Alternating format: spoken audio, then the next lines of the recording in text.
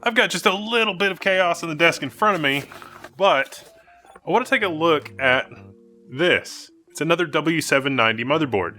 But this W790 motherboard is a more ordinary W790 motherboard with a more ordinary price point. Let's take a look.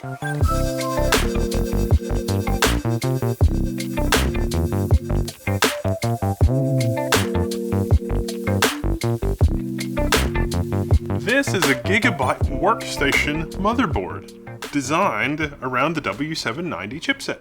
It's normal. It's not designed for overclocking. You probably knew that by looking at the completely normal VRM power delivery system. You see, Intel has sort of merged Xeon and high-end desktop. They have X series Xeons, which are overclockable, and we've covered those before. But this is a more traditional workstation or even light server platform, also with built-in remote management, also with tons of PCI Express Gen 5 connectivity and DDR5 registered error correcting, and dual M.2 plus off-board connectors, plus a whole bunch of other things. This is the GIGABYTE MW83-RP0, and this is a motherboard that I do not recommend for X series Xeons, but I do recommend for non-X series Xeons. What? So the X series Xeons, those are the ones that are overclockable.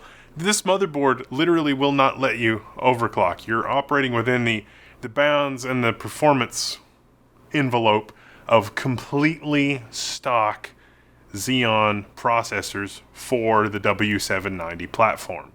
If you wanted to get the 6-core Xeon to turn this into a storage platform, this is the perfect board for that. You want to get the non-overclockable 16-core Xeon, this is the perfect board for that. Because this board is not overbuilt, it is also not overpriced. But it still has a lot of features that I like. It has a 5.1 audio solution, dual 10 gigabit Ethernet, 3 Type A ports, 1 Type C port, a mix of 5 and 10 gigabit there.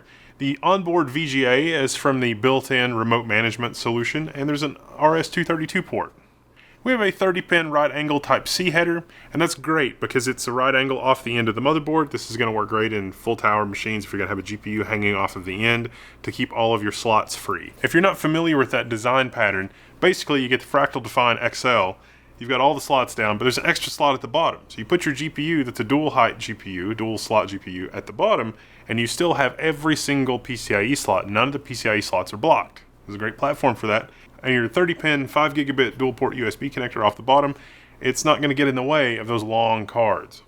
You have the high-density connector for front panel. This is the same motherboard that they use in some rack-mount chassis, as well as your standard, 0.1 dip headers for your front panel connections.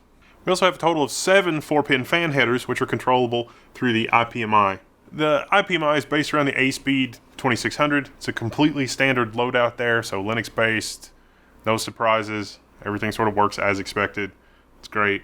It does require dual 8-pin power connectors for the CPU because the CPU could peak draw at about 400 watts. And you don't want to do that through a single 8-pin connector. So dual 8-pin connectors carries us home. We got a 5-pin SM bus header, the system management bus. So if you've got smart power supplies or dual power supplies that you want to connect to the system management bus, that is the header through which you do that. You see that in rack mount chassis a lot of the time. We have real physical jumpers for both password clear and CMOS reset. They are separate functions, separate jumpers. We've also got jumpers for blocking or allowing the Intel Management Engine update, which is a nice feature. We do have a normal front panel audio connector, which is unusual to see on a server motherboard, not a workstation motherboard necessarily, but it's there. We also have our Intel VROC RAID key header and dual 80mm M.2. One unique feature is the GIGABYTE provides a physical thermal sensor for their M.2. This is actually pretty great because this can read the temperature of your M.2 directly from the IPMI. The sensors tie into the management bus, so you can get a perfect reading of your M.2 without actually querying the M.2 through the PCI Express bus. I like this feature a lot. Other than that, this is a completely standard ATX motherboard. Well, the only thing not perfectly standard is there's one standoff here that you'll have to take out of your case, otherwise you're going to be banging up against some components on the back of your motherboard, because usually there's a screw hole here, but that is not present on this motherboard. So be sure that you take off that motherboard standoff if you're going to do this. The motherboard accessory bundle, there's not any.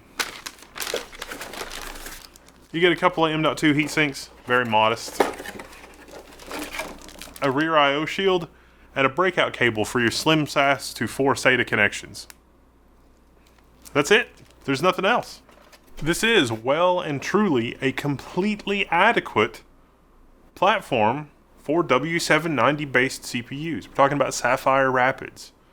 And to be clear, this is an 8 memory channel platform. You can tell because the CPU socket's horizontal. Yeah, I know.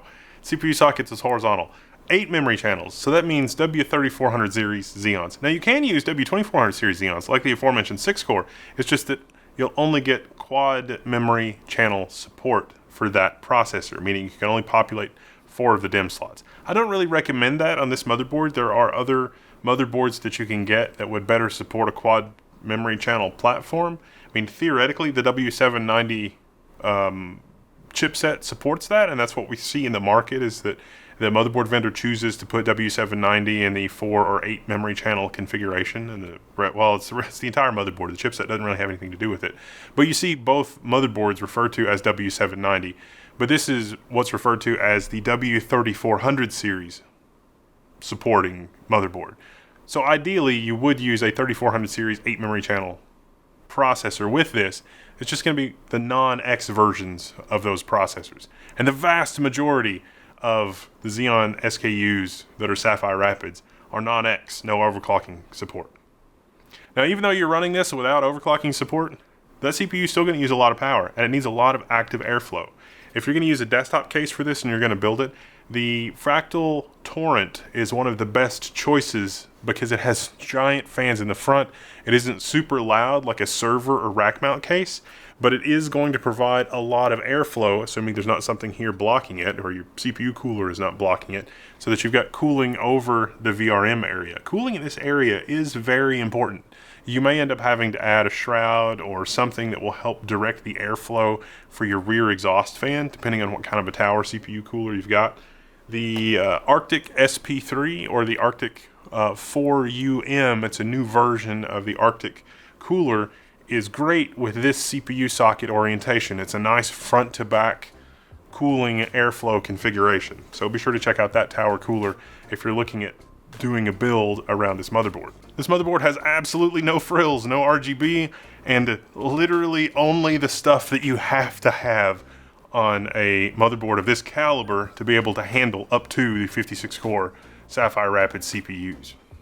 You can do the 56-core, there's just no overclocking, which is fine.